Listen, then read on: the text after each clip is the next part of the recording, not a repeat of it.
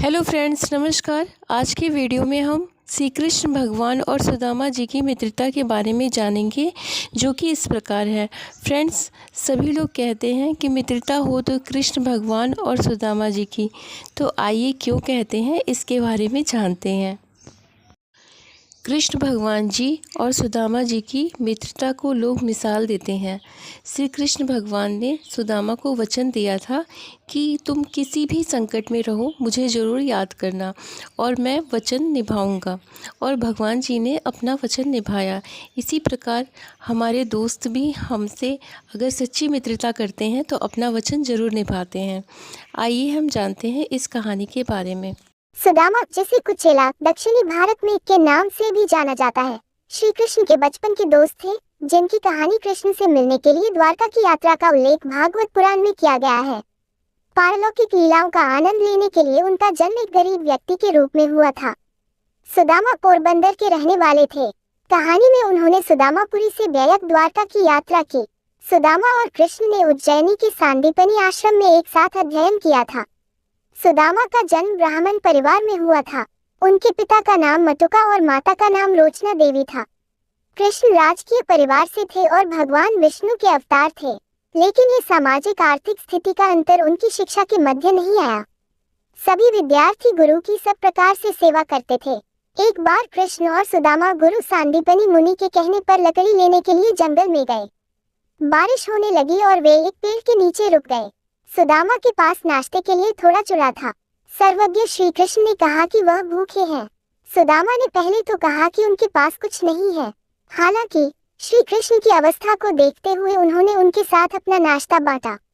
तब भगवान कृष्ण ने उन्हें कहा कि चूड़ा उनका पसंदीदा नाश्ता है। इस तरह उनकी दोस्ती आगे बढ़ी। जब वे बड़े हुए तो अपने अपने रास्ते चले गए।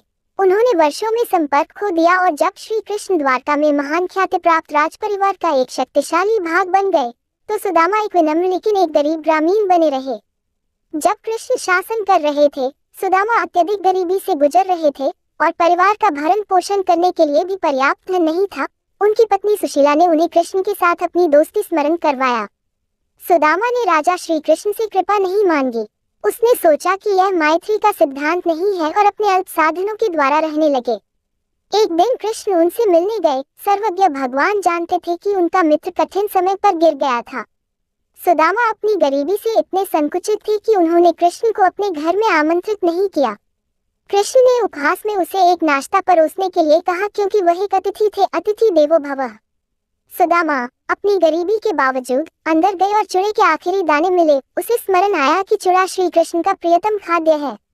श्री कृष्ण ने नाश्ते को बड़े चाव से खाया और मिठाइयां लेकर निकल गए। जब सुदामा वापस घर में जाने के लिए मुड़े तो उन्हें आश्चर्य हुआ कि उनका घर कुटिया के बजाय एक महलनुमा हवेली में बदल गया। उसने अपने परिवार को भी भव्य पोशाक पहने और उसकी प्रतीक्षा करते हुए पाया। सुदामा कृष्ण के पास ये पूछने के लिए जाते हैं कि क्या हुआ, फिर से अपने दोस्त के लिए चूड़े का उपहार लेते हुए। कृष्ण अपने पुराने मित्र को देखकर बहुत प्रसन्न होते हैं। वह उसके साथ राजकीय व्यवहार करते हैं और बहुत प्यार से पेश आता है। इन सभी से अभिभूत सुदामा रोते हैं और कृष्ण कहते हैं, मुझे चूड़ा प्रिय है जो तुमने सदा मुझे दिया है। अनुष्ठान के अनुसार भोजन करने से पहले ये भगवान को अर्पित किया जाता है। जब सुदामा चले जाते हैं तो कृष्ण महल में सभी को समझाते हैं, मैंने उन्हें जो कुछ दिया है वह केवल उनकी भक्ति के कारण है।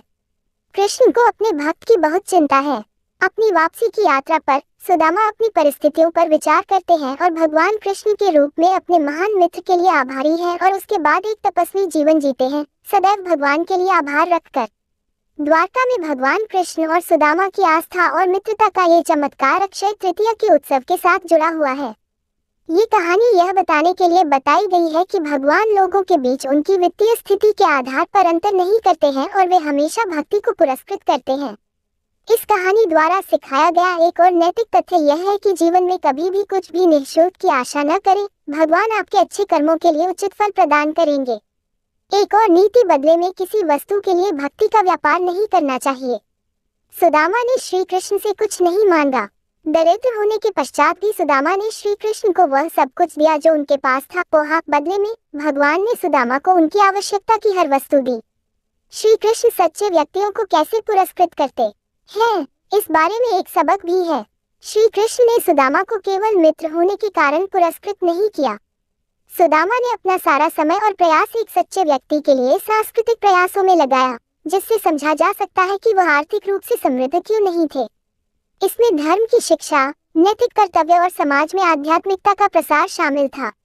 यह इस प्रयास के लिए है कि कृष्ण सुदामा के परिवार को धन से पुरस्कृत करते हैं ताकि सुदामा उस कार्य को जारी रख सके। एक अन्य व्याख्या में सुदामा की भगवान कृष्ण से मुलाकात और उनके घर वापस आने को ध्यान की प्रक्रिया के एक रूपक के रूप में देखा गया है। मन द्वारा आग्रह किया जाता है और बुद्धि आत्मा के साथ जाती है और स्वयं को पहचानती है, जो सभी स्तरों पर कायाकल्प करती है और जगाती है वेदों की स्मृति को। संबंधी के पास लौटने के बाद बुद्धि को पता चलता है कि सभी अनुभव महिमामंडित हैं। सुदामा भगवान कृष्ण के सहपाठी और बहुत घनिष्ठ मित्र थे। भगवान कृष्ण एक राजा थे, सुदामा एक दरिद्र ब्राह्मण थे। यह अंतर उनकी सच्ची मैत्री में बीच नहीं आया। सुदामा श्री कृष्ण से मिलने द्वारका गए। उन्होंने भगवान कृष्ण को भेंट करने के लिए एक बहुत ही विनम्र उपहार रखा। वह क्या ले गए? कुछ किताबें कहती हैं कि वे पोहा पीटा चावल ले गए, जबकि कुछ पुस्तकें और चलचित्रें कहती हैं कि उन्होंने सत्तू पीट रखा।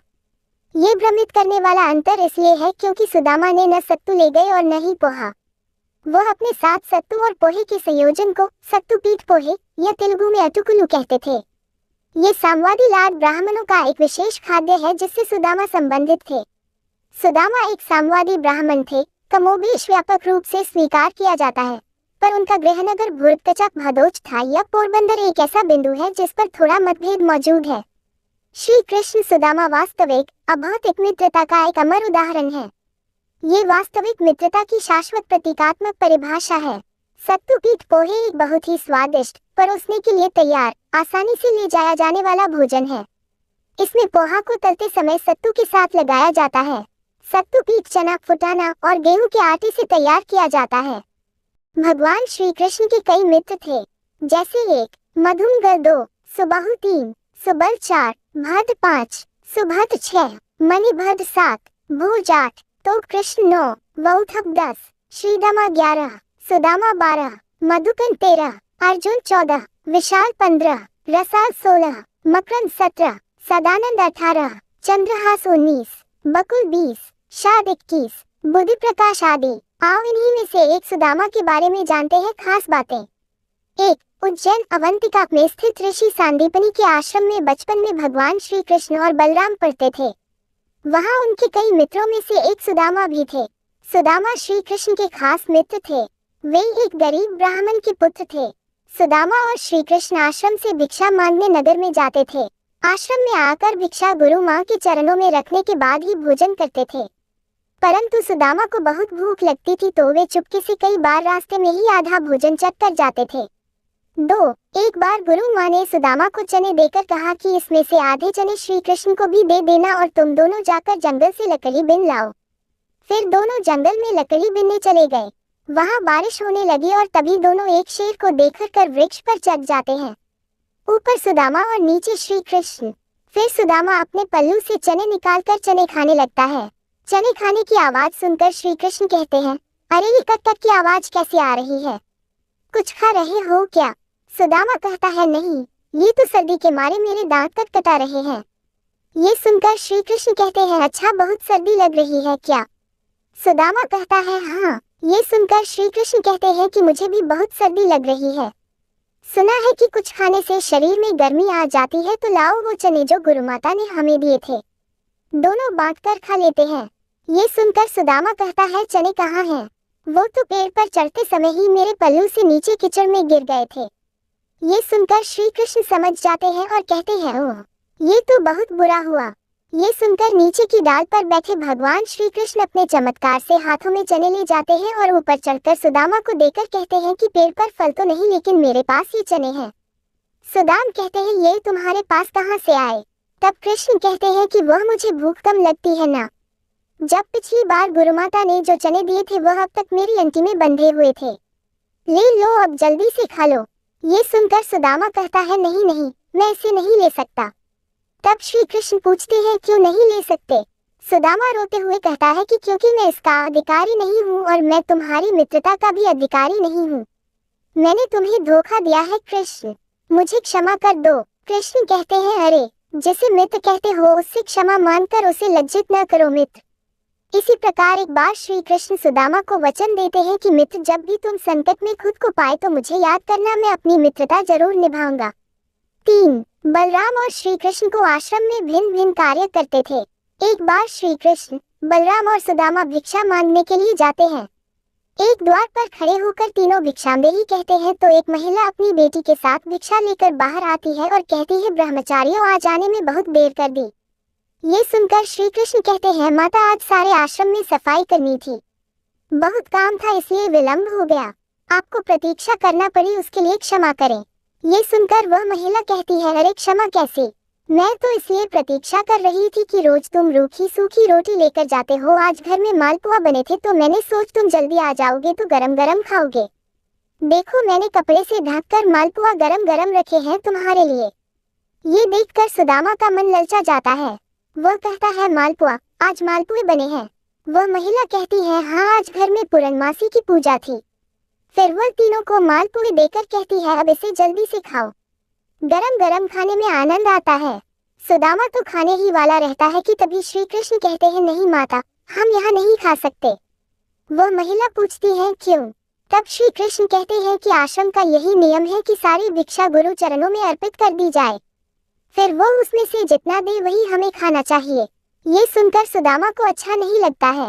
ये सुनकर वह महिला गुरु के लिए भी मालपुए का एक पैकेट दे देती है। अब उन तीनों के पास 4 पैकेट हो जाते हैं। फिर तीनों वहां से चले जाते हैं। रास्ते में एक नदी के किनारे रुककर बलराम और श्री कृष्ण हाथ मुंह धोने जाते हैं। इसी दौरान सुदामा मालपुए निकालकर चुपचाप खाने लगता है। तभी श्री कृष्ण उसे मालपुए खाते हुए देख लेते हैं और मुस्कुरा देते हैं। फिर वह चुपचाप उनके पास पहुंचकर कहते हैं, तुम समझते हो कि मैंने कुछ नहीं देखा। तभी सुदामा पत्तल को मोड़कर मालपुए ढांक देता है और कहता है, नहीं नहीं, मैं तो कुछ भी नहीं खा रहा हूँ। तब श्री कृष्ण कहते हैं, देखो, झूठ बोलना पाप है। ये सुनकर सुदामा कहता है, और ब्राह्मण को भूखा रखना भी पाप है। ये सुनकर कृष्ण कहते हैं, मैं तुम्हें भूखा रख रहा हूँ। तब सुदामा कहते हैं, और क्या, उसने कितनी ममता से कहा था कि मेरे सामने खा लो और तुमने आश्रम के सारे नियम बता दिए। तब श्री कृष्ण कहते हैं, नियम तो है, गुरुदेव को पता चलेगा तो वे क्या कहेंगे। ये सुनकर सुदामा कहता है, गुरुदेव को कैसे पता चलेगा, रोज हम 3 रोटी लेकर जाते हैं तो आज भी 3 रोटी लेकर जाएंगे।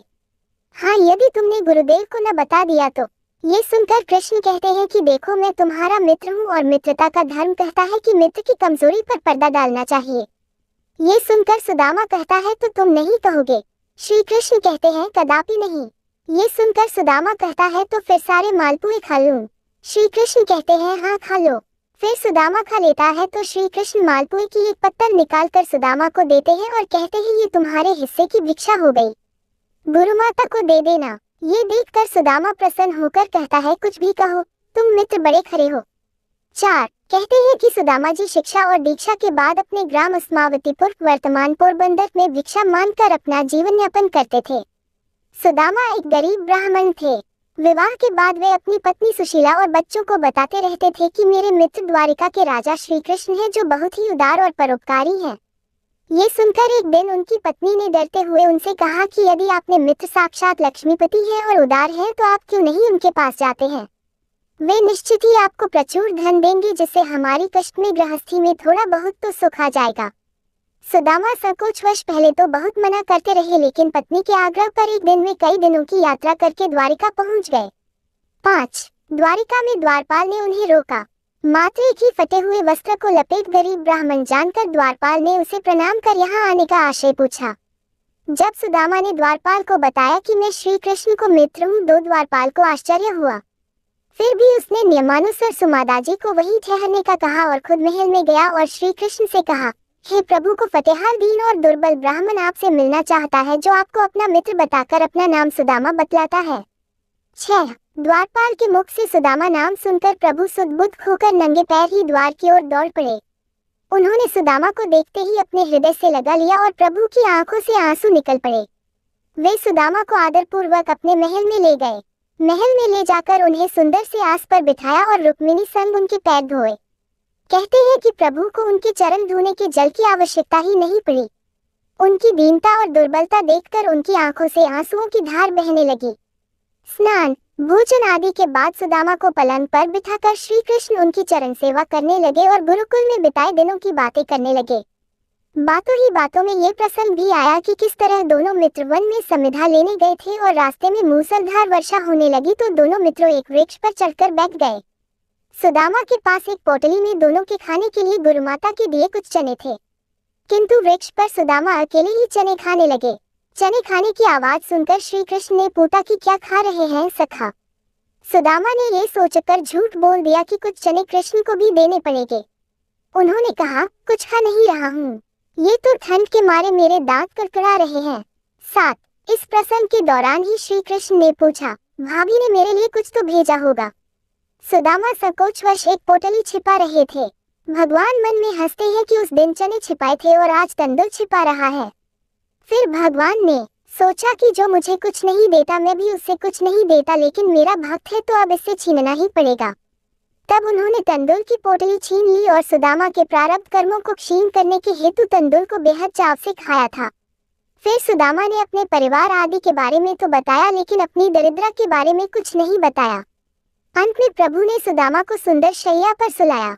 8 फिर दूसरे दिन भरपेट भोजन कराने के बाद सुदामा को विदाई दी, किंतु विदाई के दौरान उन्हें कुछ भी नहीं दिया। रास्ते भर सुदामा सोचते रहे कि हो सकता है कि उन्हें इसी कारण से धन नहीं दिया गया होगा कि कहीं उनमें अहंकार न आ जाए। यह विचार करते करते सुदाम अपने मन को समझाते हुए जब घर पहुंचे तो देखा उनकी कुटिया के स्थान पर एक भव्य महल खड़ा है और उनकी पत्नी स्वर्णाभूषणों से लदी हुई तथा सेविकाओं से घिरी हुई है। ये दृश्य देखकर सुदामा की आंखों से आंसू निकल आया और वे सदा के लिए श्री कृष्ण की कृपा से अभिभूत होकर उनकी भक्ति में लग गए। जय श्री कृष्णा। ऐसी ही हर रोज़ रोचक कहानी जानने के लिए आप सब हमारे साथ बने रहिए फ्रेंड्स। और महाभारत की कथाएं सुनना अच्छा लगता हो या रामायण की कथाएं सुनना अच्छा लगता हो या पूजा पाठ से रिलेटेड कोई भी जानकारी चाहिए, तीर्थ व्रत के बारे में कुछ भी जानना है, please like comment subscribe share it. Thank you friends, हम फिर मिलेंगे अगले वीडियो में, तब तक के लिए नमस्कार।